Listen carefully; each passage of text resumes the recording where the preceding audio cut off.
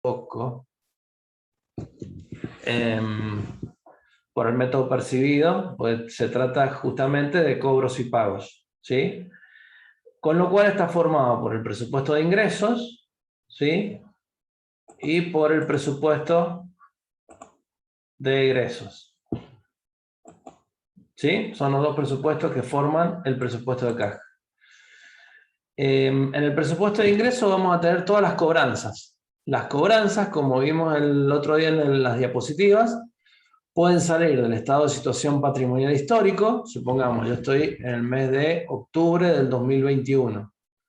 Las cobranzas pueden salir de lo que me deben los clientes por ejemplo, el 31 de agosto del 2021. Entonces pueden estar en créditos por venta, puede estar en deudores morosos, en deudores por ventas, en deudores en gestión judicial, e incluso pueden ser deudores incobrables, que lo encontramos y le cobramos lo que nos debía, ¿sí? Pero además podemos tener ventas estimadas dentro del mismo periodo. Si yo estoy haciendo el presupuesto de septiembre-diciembre de este año, voy a estimar las ventas de septiembre, las ventas de octubre, las ventas de noviembre, ¿sí? Y de acuerdo a la forma de pago estimada, o al plazo promedio de cobranza que tiene la empresa, voy a analizar cómo se van a cobrar esas ventas estimadas. Obviamente que no solamente las ventas estimadas, sino el IVA también, ¿sí? O sea que a las ventas estimadas les voy a agregar el IVA para que me dé el total facturado y eso es lo que voy a cobrar. Apenas sentí la primera sílaba, pro, ya me di cuenta que no está grabado. Bueno, entonces les decía que dentro del presupuesto de ingresos están los ingresos por ventas, ¿sí? Que van a estar formados por lo que ya está en el estado de situación patrimonial histórico, dentro del rubro créditos por venta, en cualquiera de estas cuentas, deudores por venta, en deudores morosos, en deudores en gestión, en deudores incobrables, ¿sí? Y vamos a tener cobranzas de las ventas actuales, de las ventas que vamos a presupuestar, que vamos a estimar. Por ejemplo, si estamos haciendo el periodo septiembre-diciembre, vamos a tener presupuestadas las ventas de septiembre, de octubre, de noviembre, de diciembre, y de acuerdo a la forma de cobro, al plazo promedio de cobranza que tenga la empresa, ¿sí? Vamos a considerar cuáles se van a cobrar o cuánto se va a cobrar dentro de cada uno de los periodos. En las ventas estimadas sumamos el IVA a las ventas estimadas. Siempre las ventas las vamos a estimar sin IVA, pero le vamos a tener que adicionar el 21% de IVA para ver si es que somos una empresa que factura con el 21% de IVA, ¿sí? Por el otro día, un alumno me dijo del turno tarde, me dijo que en su empresa venden maquinaria y por tanto facturan con un IVA del 10,5%. ¿Sí? Entonces ahí es distinto. Pero normalmente, habitualmente, las empresas facturan con un IVA del 21%. Entonces, a las ventas estimadas le vamos a tener que sumar el IVA para ver el total facturado en septiembre, en octubre, en noviembre, cada periodo, ¿sí? Ahora bien, en el deudores por venta o en deudores morosos, ¿tenemos el IVA incluido o no? Sí. Sí. No. Sí. ¿Por qué? Porque tenemos el total facturado dentro de deudores por venta, por ejemplo, ¿sí? Cuando vendemos, tenemos deudores por venta por el total. ¿Y qué cuenta acreditamos contablemente hablando? El IVA débito fiscal y las ventas, ¿sí? Ventas netas más el IVA me hacen el total facturado, que es lo que está en la cuenta de deudores por ventas, ¿sí? Entonces, si tenemos el IVA incluido en deudores por venta, en deudores morosos, en deudores en gestión judicial, ¿sí? Profe, a Sí. los no categorizados se les cobra el 27, ¿no? El 27, sí, sí, pero en el caso de servicios públicos. Claro, porque ponele, no le puedes cobrar un 21% si vende una maquinaria. A un no categorizado le cobras el 21 como consumidor final, ¿o no? No, pero a ver, lo que pasa es que vos estás en una empresa que justamente presta servicios públicos, Sí, ¿sí? Entonces, sí, sí. ese tipo de empresa factura con el 27%. pero es Claro. algo muy especial, Ah, bien. ¿sí? Bien, En bien, una bien. empresa privada, digamos, privada, la tuya también es privada. En una empresa que vende productos de consumo masivo, por ejemplo, o vende cualquier tipo de producto, limpieza, de lo que se te ocurra, si la empresa es responsable en cripto, va a facturar habitualmente con el IVA del 21%.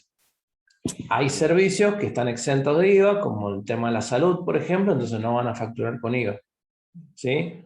Y hay otros, como los bienes de capital, las empresas que venden bienes de capital van a facturar con el 10,5. O sea, es la mitad del IVA del 21%, que es el IVA del consumo.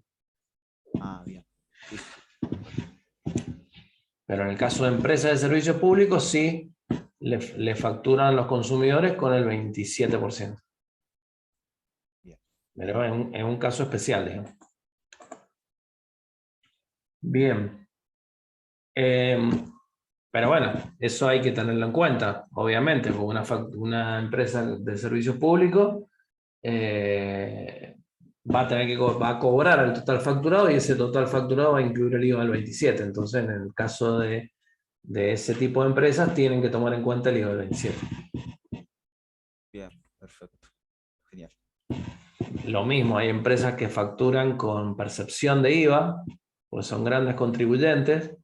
Entonces, Sí. en la factura se adiciona la percepción de IVA. Sí. Y entonces, esa percepción se va a cobrar. Después se tiene que depositar en la FIP porque actúan como agente de percepción y de retención. Pero en un primer momento va a cobrar el total de la factura y ese total de la factura va a tener la percepción de IVA. La percepción de IVA. Más bien. ¿Sí? Perfecto. Genial, genial. Bien. Luego, luego de los ingresos por ventas, vamos a hacer un subtotal. Cuando veamos toda la cobranza de esos ingresos por venta, ya sea que esté en el histórico o esté en lo presupuestado, vamos a colocar el total de ingresos por venta, que va a ser un subtotal que nos va a servir para cuando hagamos el estado de situación patrimonial proyectada. ¿Sí? Solamente a ese efecto vamos a hacer este subtotal. Podríamos no hacerlo si lo único que estaríamos haciendo sería el presupuesto de ingresos o de caja. ¿Sí?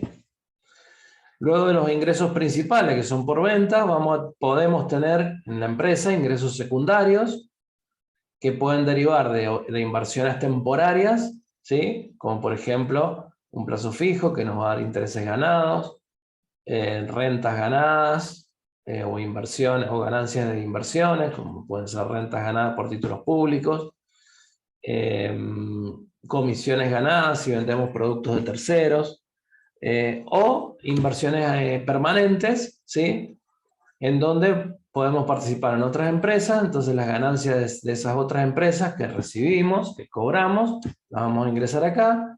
Los alquileres, si por ejemplo tenemos un inmueble en alquiler, los alquileres que cobremos también lo vamos a ingresar dentro de estos ingresos secundarios. O sea que acá entran inversiones, o sea, las ganancias de inversiones, ganancias y cobradas, ¿sí? De inversiones temporarias y de inversiones permanentes, de las dos. Luego vamos a tener ingresos extraordinarios, cuando son ingresos atípicos, no habituales. ¿Sí? ¿Cuál es, por ejemplo, un ingreso que podemos tener extraordinario, atípico, no habitual? Por venta de bienes de uso o de bienes intangibles. Por ejemplo, la empresa vende un rodado que ya se está quedando viejo y quiere cambiarlo por uno nuevo. La venta, lo que cobre de esa venta de ese rodado, va a ingresar como ingresos extraordinarios. ¿Sí? ¿Qué otro ingreso extraordinario podríamos tener, por ejemplo? Eh, La venta de acciones. Si sos. No, no, no hay que. Eso no sería un ingreso extraordinario, sino que serían nuevos aportes de capital. Podría ser, ¿sí? Pero no como ingreso extraordinario. un ¿Ya? fondo de comercio, Eh, la venta a un fondo de comercio. sí. Eh, sí, sí, esa sería, digamos, una actividad Habría que ver el caso, pero sería una actividad secundaria que te va a originar ingresos secundarios. Una nueva evaluación de stock, por ejemplo. Ah, no. Bien. ¿Cuál decías? Pará, dale. No, como una nueva cotización del mismo stock que ya tenía. Pero ¿y eso te originó plata? ¿Te ingresó plata? ¿No? Acá hay ingresos. Claro. Dinero. Sí, son ingresos. ¿Sí? Si Entonces, es por ejemplo. perdón, iba Sí. a dar una postura. Si es un ingreso, puede ser por ahí un negocio, no sé, algo inesperado que haga la empresa y que le ingrese algún dinero Por ejemplo. y vender alguna acción de su propia empresa, ¿no? Claro, eso va a ir dentro, acá no lo puse. O como los bonos en el gobierno, digo, algo así. Claro, vos vas a tener, cuando sacás un préstamo en un banco o cuando hay nuevos aportes de capital, no lo puse, pero eso va. Ahí. Es un ingreso, ¿sí? Vos obtenés un préstamo y el banco te acredita en tu cuenta el préstamo, ¿sí? Entonces, para la empresa es un ingreso, te ingresa plata que vos podés invertir como hayas determinado. Si los socios hacen nuevo aporte de capital o emiten nuevas acciones o lo que fuera, también va a ser un ingreso para la empresa si el aporte de capital es en dinero efectivo. ¿Sí? Sí. Que se gane algún litigio, puede ser algún juicio, un ingreso Claro, extraordinario. eso, por eso, si se gana un juicio que era sobre deudores en gestión judicial, la plata que te debían los clientes va a entrar acá. ¿Sí? Si se gana algún juicio que sea extraño, que no sea con clientes, puede ser que entre acá. Por ejemplo, un cobro de un siniestro. ¿Sí? Teníamos un seguro, se nos echó a perder la mercadería, nos robaron un camión, lo que sea, con mercadería, ¿sí? Entonces teníamos asegurada esa mercadería, vamos a cobrar de la compañía de seguro. Cuando cobremos en la compañía de seguro ese seguro, justamente ese siniestro, eso va a ser un ingreso extraordinario, ¿sí? Creo No un que lo ingreso mismo habitual. Profe, y el cobro de créditos que hayan sido declarados incobrables. No, eso está acá. ¿Sí? Yo podía tener, obviamente no va a estar dentro del estado de situación patrimonial, porque un deudor incobrable lo mandé a pérdida. ¿Sí? Pero si yo tengo un deudor que me debía plata y yo sigo buscándolo para que me pague y lo encuentro y me paga, entonces eso sí va a ser un ingreso de los deudores incobrables. Y eso lo voy a tener que reflejar contablemente como una ganancia, como un crédito recuperado. O sea, Profe, con eso que comentaba usted de los seguros, lo mismo sucede en el ejemplo de que tiene asegurado el negocio y se incendia o algo así, o ya es muy sí, exagerado. también, ¿Sí? también. Cualquier cobro de un siniestro. Yo le puse el ejemplo de la mercadería, pero podría ser cualquier otro siniestro. ¿Sí? Vos podrías tener asegurado, por ejemplo, no sé, no sé, te dedicas a la parte de publicidad y tenés computadoras especiales, tenés televisores para ir viendo las noticias todos los días, no sé, tenés un montón de bienes, digamos, en tu oficina y eso, si lo aseguraste y te entraron y te robaron, cuando cobres eso, va a ser un ingreso. ¿Sí? Y, a ver quién me dice... Bien, y el tema de las donaciones, exactamente, Delén. Podemos recibir donaciones y eso va a ser un ingreso. Como asimismo, cuando la empresa da una donación, eso tiene que salir como un egreso.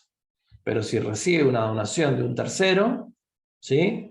Eso va a entrar como un ingreso extraordinario. Donaciones serían recibidas. Siempre acá estamos hablando de plata, ¿sí? Si viene la donación en mercadería o lo que fuera, no, eso no va a ingresar porque no está ingresando dinero. Acá acuérdense que estamos en el presupuesto de ingreso dentro del presupuesto de caja. O sea que nos interesan los cobros y los pagos. ¿Sí? Bueno, y una vez que sumemos todos esos ingresos por las ventas, todos esos ingresos secundarios, los extraordinarios y los cobros de préstamo, nuevos aportes de capital, si hubiera, todo eso va a formar el total de ingresos. La sumatoria de todos esos ingresos van a sumar el total de ingresos de cada periodo. Por ejemplo, de septiembre, de octubre, noviembre. ¿Sí? Eso en primer lugar.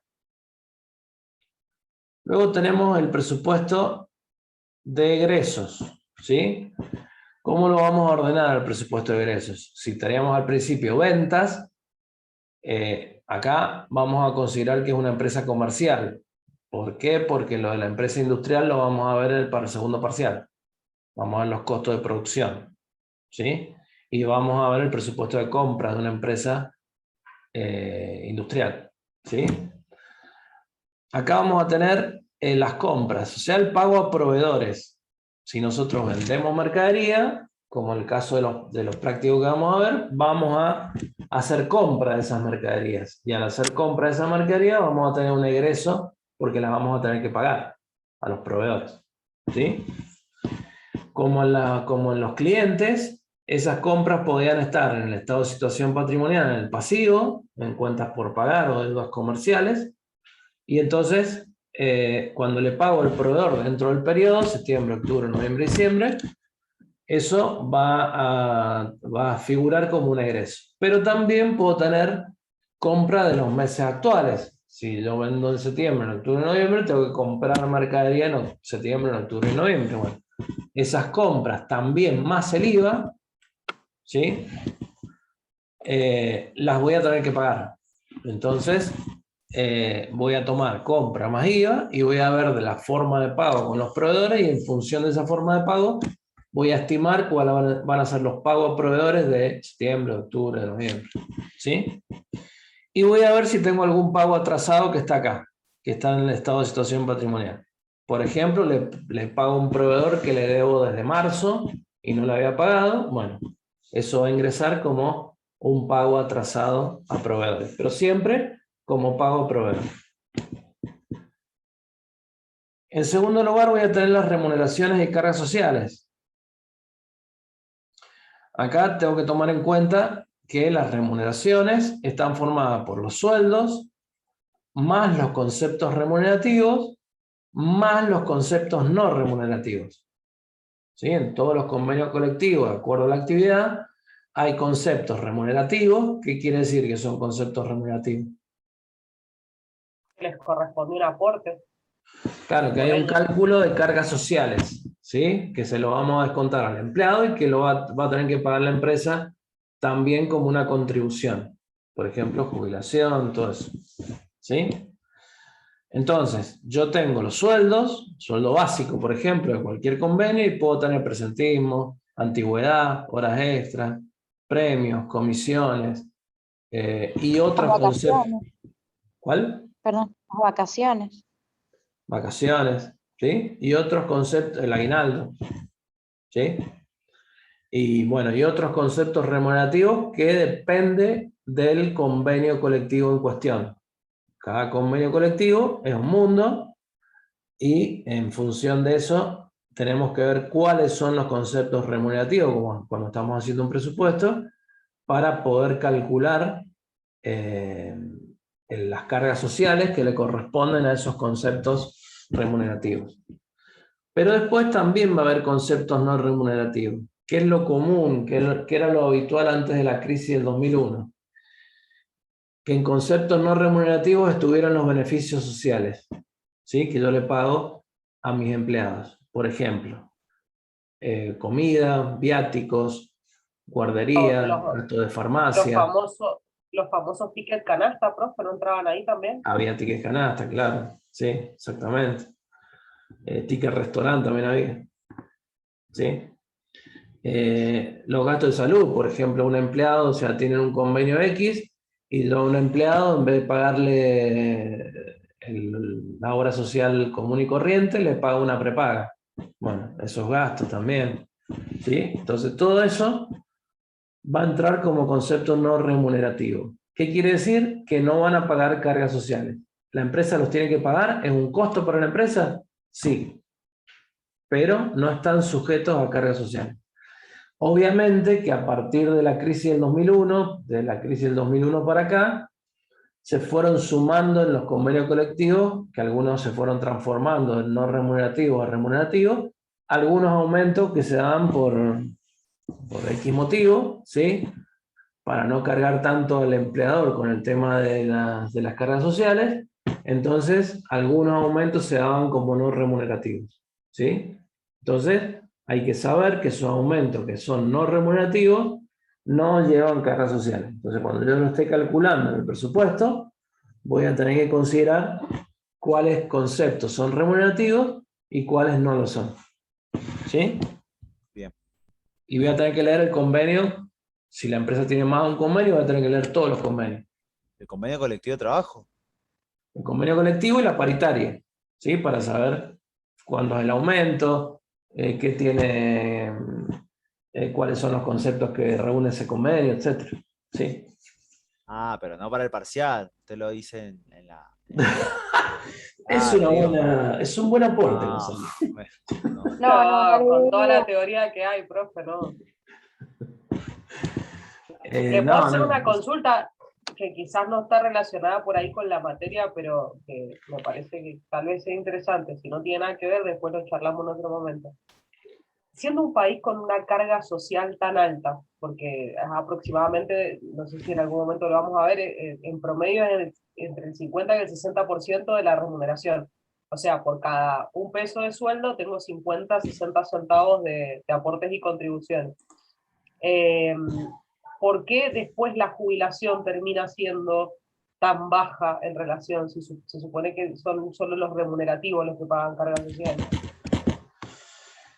¿Por qué las jubilaciones terminan siendo tan bajas? Y por varias razones.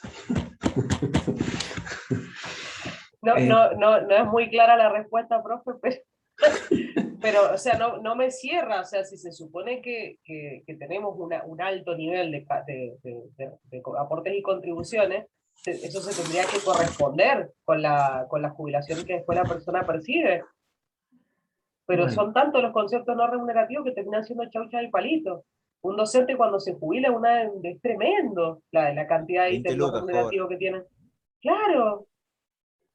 Sí, en todos los convenios, en la mayoría de los convenios pasa eso, es así.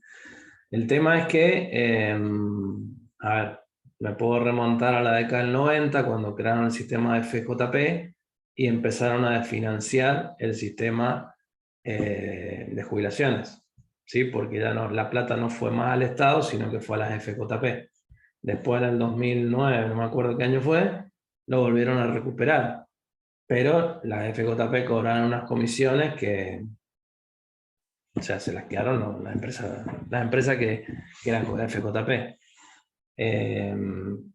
Había años en donde no ganaron plata, perdieron plata. Ahora está el sistema del ANSES, es el Fondo de Garantía de Sustentabilidad, que también en muchos casos se usa para el préstamo a los jubilados con una tasa muy baja. Entonces todo eso repercute en el Fondo de Garantía de Sustentabilidad.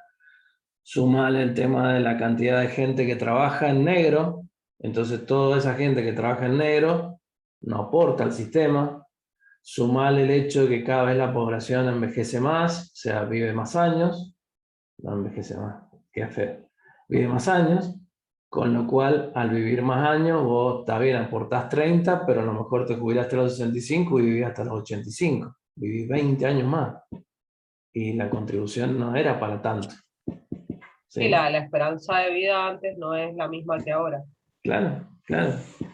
O sea, y no es un tema, ese último no es un tema de Argentina, es un tema a nivel mundial. No, a nivel mundial, sí, tal cual. ¿Sí? Y nosotros no tenemos de todas maneras la crisis que tienen por ahí en Europa de que la población joven no compensa la cantidad de gente jubilada que hay. Sí, en Europa es peor todavía lo que está pasando. En Sí, Francia, en esos países. Es tremendo lo que está pasando. La población joven nos sobra a nosotros. Cada vez va más. Exportemos un par de bendis. De pibes. Bueno. Bueno, son por eso decía que son muchas causas que hacen que, bueno, la cantidad de gente, bueno, a pesar de lo que dice Julieta, la cantidad de gente que nace no es tanta. Bueno, por eso China, por ejemplo, pasó de un hijo de cada pareja a 2 hijos, porque ya están viendo el problema que va a haber. O sea, la presión cae sobre el sector privado, entonces no podés, las jubilaciones no se pueden mantener por eso mismo. En realidad el tema de las jubilaciones se pagan en gran medida se paga con el presupuesto. O sea, se paga con lo que se cobra de impuestos y todo lo demás, en definitiva. Porque el sistema quedó totalmente desfinanciado y por ende hay que recaudar plata para pagar a los jubilados. O sea, es todo un tema. Y en el medio se presta mucha plata, profe. Pero por eso como tampoco decía, logran recaudar. ¿cómo? Que en el medio prestan plata a todo el mundo y no logran recaudar. Prestan, Sí, no pero es dan. algo que pasa en todos los países. Pasa, como decía Erika, pasa en los principales países europeos también. O sea, y la gente joven no consigue trabajo, entonces no aporta, y es todo un círculo vicioso, digamos. ¿Sí? Gracias, profe, por responderme, a pesar que no tenía nada que ver, pero la verdad que es una duda existencial que tenía. Sí, es así a nivel mundial y en Argentina en particular por varias cosas que han pasado. Pasaron cosas. Dígame que lo guardó ese sticker, se lo pasé en el grupo de financiera para que lo guarde. Sí, lo tengo. guardó, sí. Bueno.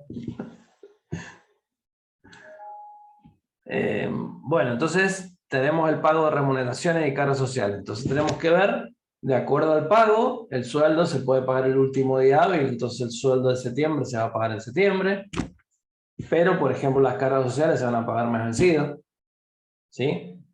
Pues se pagan alrededor del día 10 del mes siguiente, entre el 5 y el 10, entonces hay que tomar en cuenta esos temas para ver cómo se efectúa el pago, porque acuérdense que estamos hablando del pago, el momento del pago y el mes del pago, ¿sí?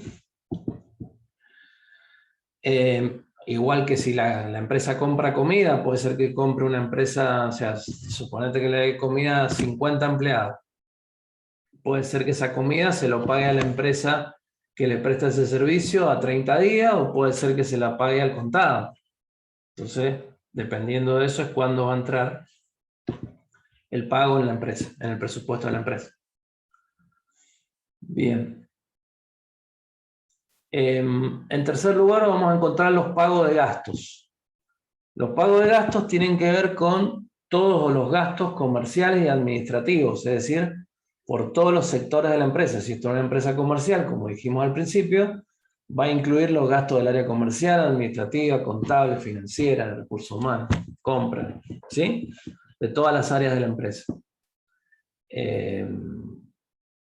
Algunas van a tener IVA, ¿sí? Porque este tipo de gastos, algunos obviamente van a tener IVA y otros no van a tener IVA, ¿sí? ¿Por qué? Porque puede haber, si nos factura un monotributista, no va a tener IVA esa factura, ¿sí? Entonces no vamos a poder tomar el IVA. Y algunos gastos sí van a tener IVA, entonces nos vamos a tomar el IVA, ¿sí? De hecho, las empresas muchas veces hacen gastos particulares, discriminan el IVA y lo toman como IVA crédito, ¿sí? También pasa eso. Obviamente que acá podemos tener gastos de meses anteriores, es decir, que están en el rubro tras deuda, en el estado de situación patrimonial inicial de la empresa. Acá también podríamos tener, por ejemplo, cargas sociales anteriores, en el punto 2, ¿sí? Porque, por ejemplo, dejamos de pagar las cargas sociales de, no sé, de mayo y las vamos a pagar en octubre. Entonces, ese pago de las cargas sociales de mayo lo vamos a tener que tomar en cuenta en octubre, ¿sí? Acá puede pasar lo mismo. Entonces podemos tener deudas en el rubro tras deuda dentro del estado de situación patrimonial histórico, y si las vamos a pagar en el periodo hay que tomarlo en cuenta. Y bueno, y hay otros gastos que por ahí los podemos que los queremos, o sea, suponete, tener una empresa de vigilancia y no le podemos pagar un mes y le decimos, bueno, refinanciemos esta factura en 3 cuotas, o la factura de luz la refinanciamos en 2 cuotas. Y bueno, y esa refinanciación la vamos a tener que tomar en cuenta en el mes que efectivamente la paguemos. De luz o de gas. Distribuidora de gas cuyana. Bueno. Luego tenemos el pago de impuestos, ¿sí? En cuarto lugar.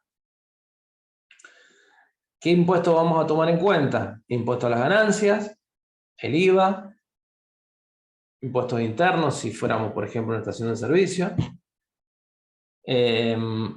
impuestos provinciales, ingresos brutos, si vamos a pagar sellados por contratos, etcétera, etcétera, ¿sí? Y podemos tener planes de pago sobre deudas anteriores. Por ejemplo, le debíamos el IVA y ganancias a la AFIP, hicimos un plan de pago. Viene una moratoria como la que hay ahora, hicimos un plan de pago, ¿sí? Entonces, ese plan de pago va a ingresar cuota mensual, todos los meses vamos a tener que pagar una cuota, ¿sí? Y en el ingreso bruto puede pasar lo mismo, ¿sí? Hacemos un plan de pago y ese plan de pago amerita que todos los meses coloquemos en el presupuesto el pago de las cuotas que correspondan en el periodo. O sea que eso sería método de forma de vengada, no percibida. Los pagos No, porque, a ver, vos haces un plan de pago sobre el año, suponete 2020. No pagaste todo el 2020. Sí. O por la pandemia, no pagaste de marzo del 2020 a diciembre del 2020. ¿Sí? Haces un plan de pago. Esa deuda, ¿cuándo se devengó? En 2020. Claro. ¿Sí? Ahora la estás pagando las cuotas de ese plan de pago. Entonces estás haciendo percibido, estás pagando las cuotas. ¿Sí? Está bien. Por más que esté devengado el gasto en el año pasado, en el 2018, cuando sea. Bien. Bueno, el impuesto a la ganancia podemos tener el pago de la declaración jurada anual, ¿sí? Entonces, acá vamos a tomar en cuenta, supongamos en el cuarto o quinto mes después del cierre del ejercicio, vamos a tener que pagar la declaración jurada de ganancia. Y vamos a pagar, en el caso depende del tipo de empresa, los anticipos de impuestos a la ganancia que tengamos que pagar, por ejemplo, ¿sí? Entonces, vamos a tomar en cuenta esos anticipos. Esos anticipos son pagos que van a ingresar en el periodo, en el presupuesto, pero que todavía no están devengados, pues son anticipos. ¿Sí? Los anticipos de impuestos todavía no se devengan. Estamos pagando por adelantado. Después vamos a tener el IVA. En el IVA vamos a tener IVA débito fiscal por las ventas, IVA crédito fiscal por las compras o gastos. ¿Recuerdan que dijimos que cuando teníamos gastos, algunas facturas van a estar con IVA porque es un responsable en cripto y otras no porque es un monotributista? ¿Sí? Acá vamos a tomar el IVA crédito fiscal de las compras y de los gastos que hayan discriminado IVA. ¿Sí? Y eso nos va a dar un saldo a pagar o un saldo a favor. Saldo a pagar cuando el débito es más grande que el crédito. Entonces tenemos que pagar la diferencia. A mes vencido. Siempre. ¿Sí? En cambio, cuando el crédito fiscal es mayor al débito fiscal, no se puede producir con tanta asiduidad, porque el tema es que, por ejemplo, se puede dar cuando compramos una maquinaria, un bien de uso grande, digamos. Entonces, en ese caso, porque el bien de uso también no está acá, pero va a ser una compra no solamente de mercadería, sino que puede ser una compra de un bien de uso. ¿Sí? Eso también va a figurar como IVA crédito fiscal. ¿Sí? Y entonces, cuando compramos un bien de uso importante, de un monto importante, podemos llegar a tener ese mes más crédito que débito. Pero lo habitual, lo que tendría que ser normal, es que el débito siempre supera el crédito y que tengamos un saldo a pagar. ¿Sí? Eventualmente podemos tener un saldo a favor. Acá surgió el chico me preguntó, bueno, pero en mi empresa casi siempre tenemos saldo a favor. Entonces yo dije, no, ¿cómo vas a tener saldo a favor siempre? No puede ser. Y ahí me explicó que vendían maquinarias, entonces el débito fiscal era con el 10,5 y compraban hierro, acero, y el crédito fiscal era con el 21. Entonces todos los meses iban para adentro y tenían saldo a favor, o casi todos los meses. Ahí hay que pedir la devolución de la FIP, es un lío. Si no tenés todo en blanco, es difícil. Y en ese caso, dentro de esto, profe, cuando hay saldo a favor. Cuando hay saldo a favor, ¿sí? Ese saldo a favor va a ser considerado como un pago a cuenta del mes siguiente, por ejemplo. No. A vos en el mes de agosto te correspondía el pago y no te dio saldo a favor, no te dio saldo a pagar, te dio saldo a favor. Entonces te quedó un saldo a favor de 500.000 pesos, por ejemplo, ¿sí? En el mes de agosto. Cuando viene septiembre, el pago de septiembre, que ves IVA débito menos IVA crédito de agosto, te da a pagar 1.200.000, ¿sí? Entonces haces 1.200.000 menos 500.000 que me quedaron a favor el mes anterior, pago 700.000. ¿Sí? Me dio saldo a favor 500 y ahora me da un saldo a pagar en septiembre de 300.000. Bueno, te va a quedar un saldo a favor todavía de 200.000. 300 menos los 500 que tenía. O sea, vas a seguir teniendo un saldo a favor, pero ahora de 200.000. Bien. ¿Sí? Bien, entonces eso lo van a tener que tomar en cuenta, porque puede ser el caso de que haya un saldo a favor y ese saldo a favor va a implicar que en el mes subsiguiente hagan débito menos crédito, pero le resten ese saldo a favor. ¿Sí? Lo que surja es lo que van a pagar. Siempre, como les decía recién, se paga a mes vencido. Impuestos internos es lo mismo que el IVA, nada más que bueno, es para ciertos y determinados productos y en realidad no es que cuando compramos combustible vamos a tener impuestos internos, vamos a tener que pagar, ¿sí? Pero el que va a tener que pagar impuestos internos va a ser la estación de servicio, por ejemplo, ¿sí? O la empresa de cigarrillos. Entonces, bueno, no es algo muy común, entonces, bueno, se los menciono, pero se hace más o menos como en el IVA. Hay cosas que son débitos y hay otros impuestos internos que son créditos y hay que compensar igual que el IVA. No lo vamos a ver, pero es parecido. En los impuestos provinciales, el principal va a ser ingresos brutos, que es un porcentaje sobre las ventas. La alícuota va a depender de la actividad, puede ser alícuota 0, no va a pagar nada, puede ser 1,5, puede ser 2, puede ser 3, depende de la actividad, va a ser la alícuota que tengamos que pagar como empresa. Incluso puede ser que dentro de una empresa haya distintas alícuotas, que no haya una sola, sino que haya 2 o 3. ¿Sí? También el ingreso bruto se paga a mes vencido. Entonces, por ejemplo, yo facturo ventas en el mes de agosto, el ingreso bruto de agosto lo voy a pagar en septiembre. ¿Sí? Al mes siguiente. Y bueno, y los planes de pago, que era lo que les explicaba recién.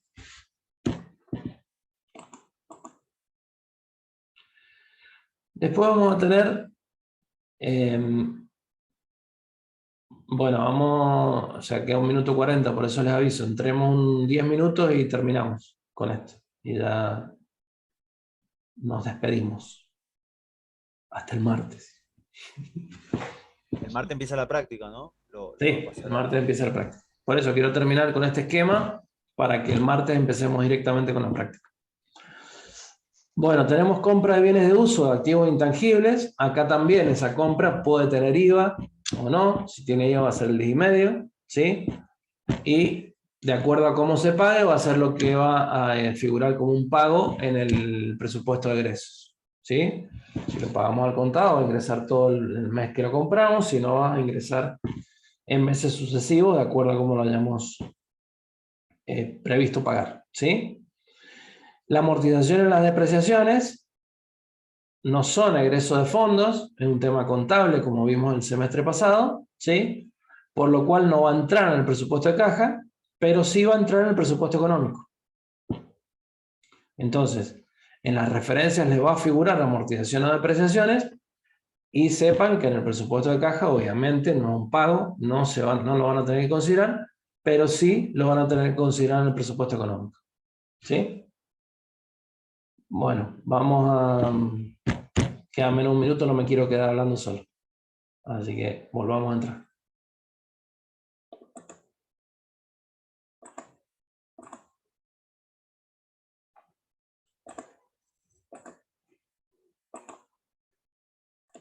Y En los bienes de consumo, digamos, en general, es el 21. el 21. En los servicios públicos, como hablábamos recién, es el 27. Y bueno, Ujú. si sos monotributista, no se discrimina el IVA. Entonces, Bien, bien. el que te compra tampoco lo puede tomar como un IVA crédito. Bien. Y eso, bueno, por ejemplo, en eso de la empresa tenemos ahí, vendemos productos y lo manejamos el 21 y el 5, digamos, eso es como, nunca lo supe, uno hace las cotizaciones en base a eso, pero nunca supe el por qué, digamos, se hace de esa manera. Pero no te escuché porque se te entrecortó. ¿Trabajas en dónde?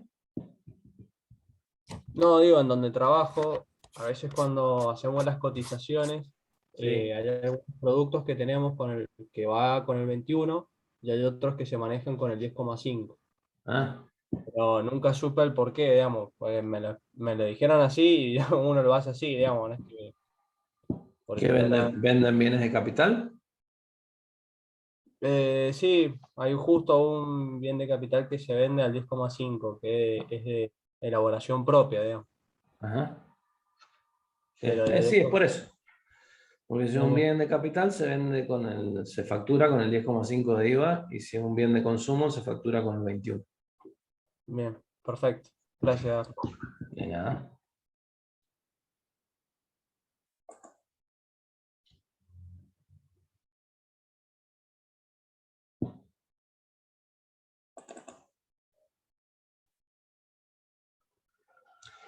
Bueno, entonces teníamos el tema de las compras de bienes de uso de activos intangibles, donde veíamos el caso particular. ¿Estoy grabando? Sí. El caso particular de las amortizaciones o apreciaciones, que no se pagan, entonces no entran en el presupuesto de caja. Y también vamos a tener los pagos de préstamos. Si obviamente tenemos dividendos a los socios, si pagamos o distribuimos utilidades, también vamos a tener pago de dividendos o distribución de utilidades. Entonces, en el pago de préstamos vamos a tener capital e intereses, ¿sí?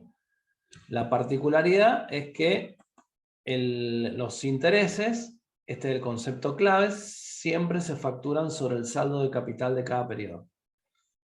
Acá en realidad depende del sistema de amortización con que se ha tomado el préstamo, si es alemán, si es francés. No los voy a meter en ese lío porque obviamente un préstamo tendrían que, si es sistema francés, se pagaría de tal manera, el capital, los intereses de tal manera. Ya lo estudiaron supuestamente en cálculo, ¿sí? Vamos a calcular los intereses con la fórmula de interés directo, ¿sí? Cosa que también se complican un poco porque el tema es cómo discriminamos el capital y los intereses. Así que bueno, eso es cómo lo vamos a hacer. Pero dentro del pago de préstamos hay pago de capital y hay pago también de interés, ¿sí? Eso lo van a tener que calcular. ¿Qué más? Luego tenemos, lo pasamos a los saldos de caja una vez que tenemos, obviamente acá tenemos el total de egresos, ¿sí? Entonces, por un lado teníamos total de ingresos, por el otro lado tenemos total de egresos. Ya podemos sacar si hay superávit, si los ingresos fueron más grandes, o déficit, si los egresos fueron más grandes que los ingresos. Y ahí me va a dar el superávit o déficit según el caso.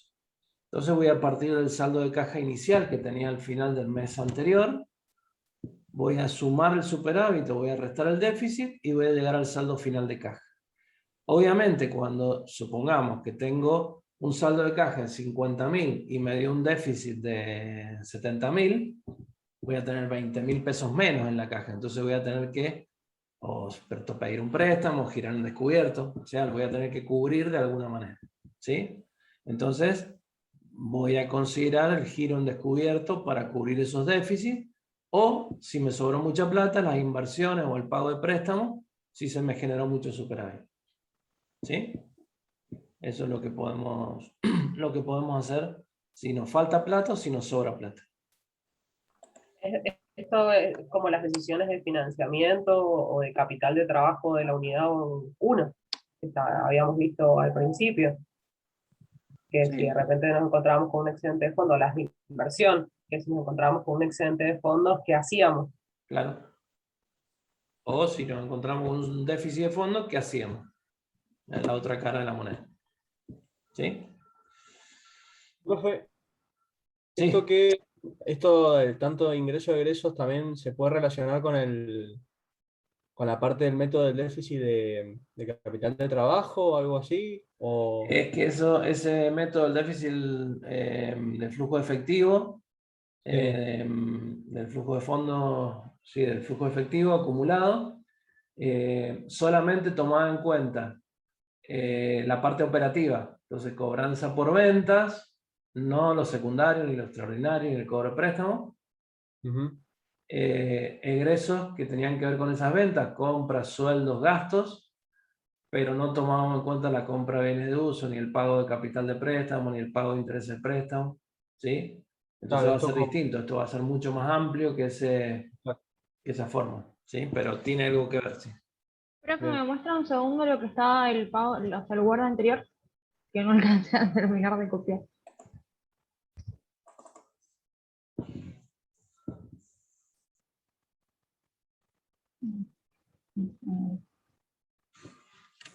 Listo, profe, gracias.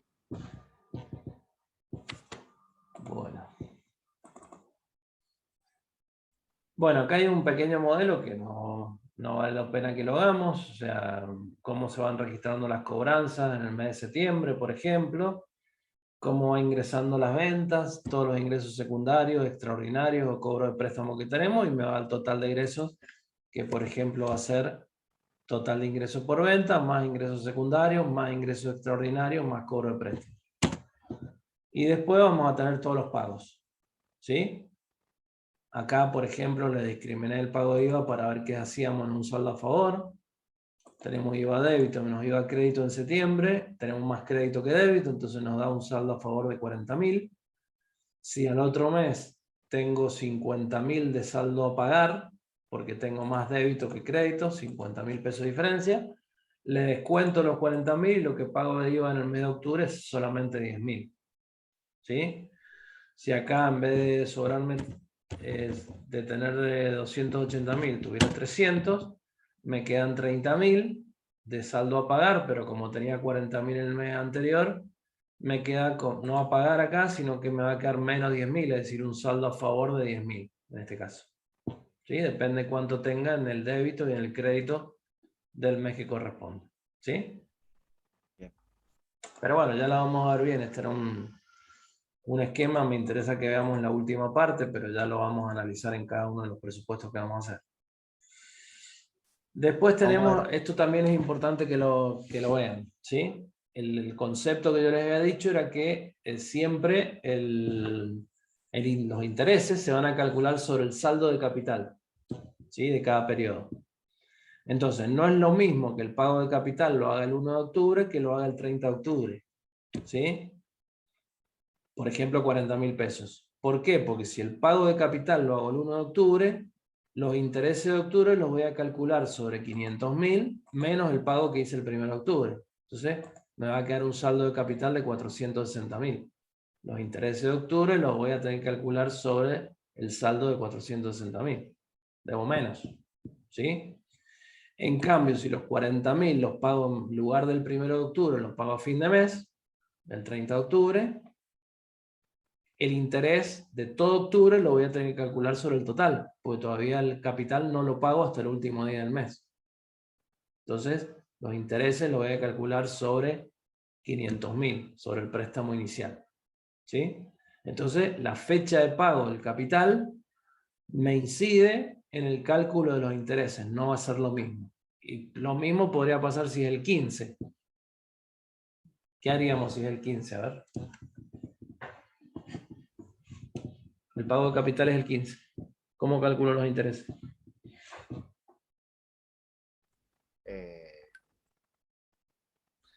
No, iba a vender humo, pero no. No.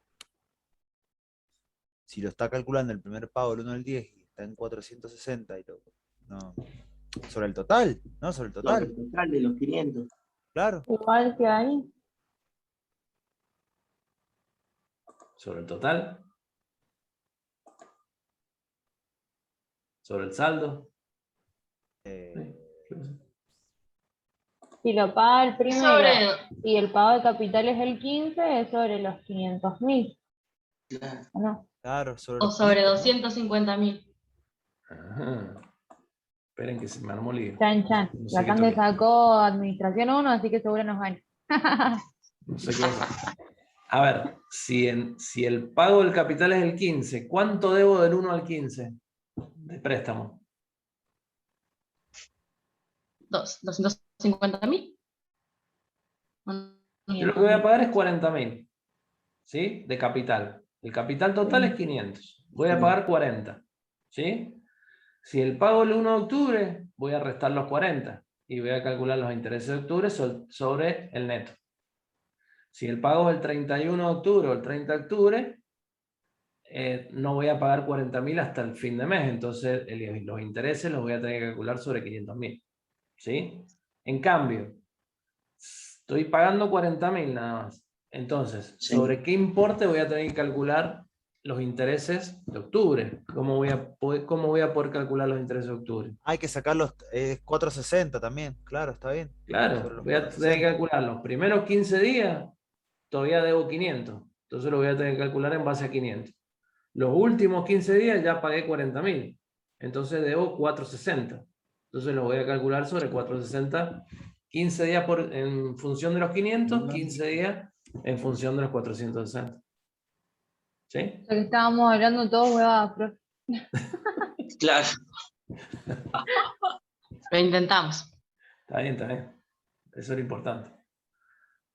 Bueno, entonces, ¿qué pasa si tenemos déficit? O sea, llegamos a los préstamos, llegamos al total de egresos. Acá tenemos egresos por 420 y tenemos ingresos por 396. Entonces, más egresos que ingresos me da un déficit de 24.000. ¿Sí? 360, 396, perdón, menos 420. Por ejemplo, parto de un saldo de caja de 50. Entonces, si tuve un déficit de 24, me queda un saldo final de 50 menos 24. ¿Sí? Me quedan 26. Supongamos que yo quiero tener en caja todo el tiempo 40.000. Tengo que girar en descubierto, tengo que pedir un préstamo por 14.000, porque no tengo 40.000 en caja, tengo 26.000 nada más. ¿Sí? Entonces, pido un préstamo, giro en descubierto por 14 para llegar a 40. Y tengo un préstamo acumulado, un giro descubierto acumulado en el primer mes, que es igual que lo que saqué en el primer mes, 14. ¿Sí? Viene el segundo mes, déficit de 12.000, otra vez déficit. ¿Qué saldo tengo acá de inicial? Y tengo estos 40, pues recuperé plata porque giré en descubierto. ¿Sí? Tengo 40. 40 menos 12 llevo a 28. Otra vez tengo que girar en descubierto 12 para llegar a 40. ¿Sí? A 14. ¿Cuál es el préstamo del giro en descubierto acumulado? Tenía 14, no los cubrí, sigo teniendo 14. Le adiciono 12.000, entonces el giro en descubierto o el préstamo acumulado es de 26, 14 más 12. ¿Sí? Al otro mes tengo superávit, al fin. ¿Sí? Entonces, acá no puse los intereses, ¿no? Estos 14.000 van a generar intereses, estos 26.000 van a generar intereses que los voy a tener que poner acá. Pero bueno, simplifica un poco. Superávit de 20.000. Tengo este saldo final que se convierte en saldo inicial. Con lo cual me queda un saldo final de 60. Puedo pagar 20. Me sobra plata. ¿Sí? Quiero tener 40 nada más. No quiero tener 60. Me sobran 20. ¿Qué puedo hacer? Cancelar esos 20. Entonces ya no voy a tener en descubierto 26, sino que voy a tener 26 menos 20. 6.000. ¿Sí? Y en caja, ¿cuánto me va a quedar? Y los 60.000 que tenía menos los 20.000 que pagué. 40.000. ¿Sí? Más o menos así vamos a ir armando el tema de los saldos de caja, ¿sí? luego de que hayamos hecho presupuesto de ingresos y presupuesto de egresos. ¿Preguntas?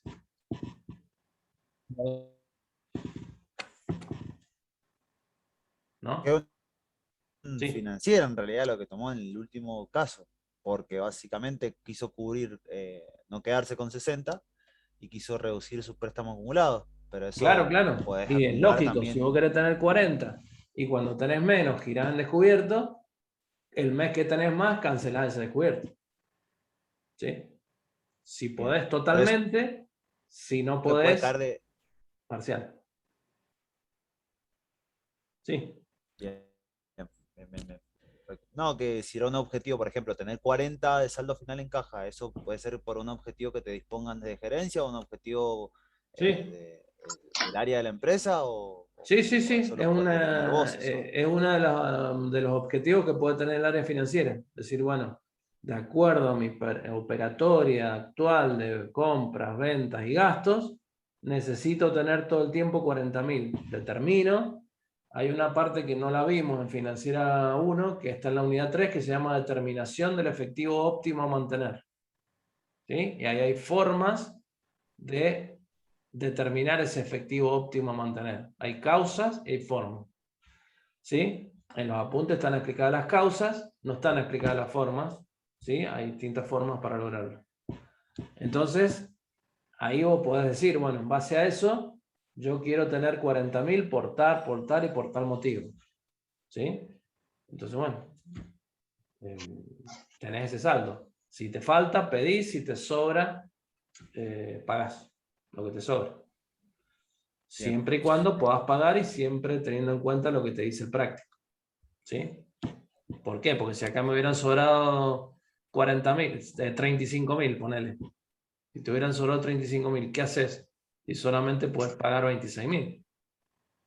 Claro. Pagás los 26.000, ya vamos a ver según el caso, y el resto, ¿qué haces? Te queda en caja. ¿Sí? ¿Y qué haces ahí? Ah, y te está sobrando, superás los 40, ¿o no? Claro, superar los 40. Entonces, Sí. ahí tenés que determinar qué haces con ese sobrante. Si lo invertís, si pagás préstamos que tenías en el balance inicial, ¿qué haces? Pues eso es lo que vimos recién. Bien. En ese caso. Bien. Perfecto. Bueno, ¿a otra duda? No, profe. Por ahora no, profe. Bueno, nos vemos entonces el martes. Buen fin de. Gracias, Chau, profe. chau. Chao, profe. Nos vemos. Chao, Chau, profe. Buen profe. fin de. Buen fin de. Nos vemos. Chao, profe, nos vemos. Chau.